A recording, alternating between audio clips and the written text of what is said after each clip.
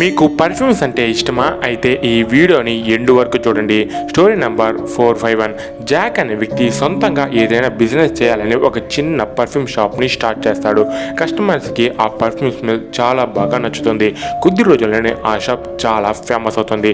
జాక్కి కూడా బాగా ఇన్కమ్ వస్తుంది. దీనివల్ల మిగతా బ్రాండ్స్ వాళ్ళ పర్ఫ్యూమ్ సేల్స్ బాగా తగ్గిపోయాయి. జాక్ అంతగా ఆ పర్ఫ్యూమ్ని ఎలా తయారు చేస్తున్నాడని ఒక బిజినెస్ మ్యాన్ తన దగ్గర పర్ఫ్యూమ్ని కొని దాన్ని ల్యాబ్ టెస్ట్ చేపిస్తాడు.